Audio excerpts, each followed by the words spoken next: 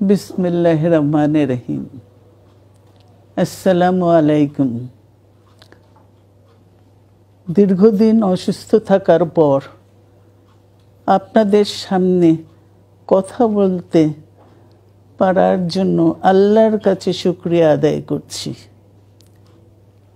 আমার কারাবন্দী অবস্থায় আপনারা আমার কারামুক্তি ও রোগ মুক্তির জন্য সংগ্রাম করেছেন, দোয়া করেছেন।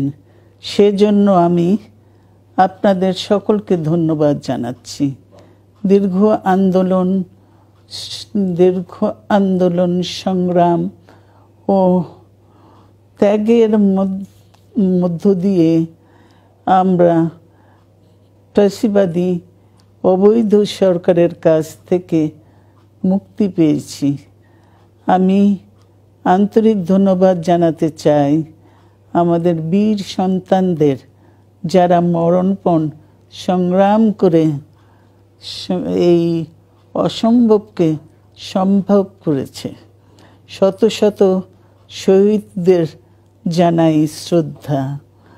এ বিজয় আমাদের নতুন সম্ভাবনা নিয়ে এসেছে। দীর্ঘদিনের নজিরবিহীন দুর্নীতি, গণতন্ত্রের ধ্বংসের স্তূপের মধ্য থেকে আমাদের নির্মাণ করতে হবে এক সমৃদ্ধ বাংলাদেশ। ছাত্র তরুণরাই আমাদের ভবিষ্যৎ। তরুণরা এই যে স্বপ্ন নিয়ে বুকের রক্ত ঢেলে দিয়েছে, সেই স্বপ্ন বাস্তবায়নে করতে মেধা, যোগ্যতা, জ্ঞান ভিত্তিক গণতান্ত্রিক বাংলাদেশ গড়ে তুলতে হবে। শোষণহীন সমৃদ্ধ বাংলাদেশ। সকল ধর্মের গোত্রের অধিকার নিশ্চিত করতে হবে। শান্তি,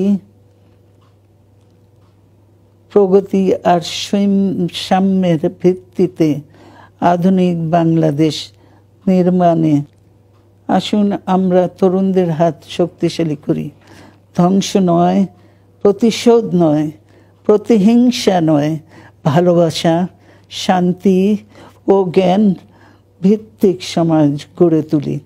আল্লাহ হাফেজ। বাংলাদেশ জিন্দাবাদ।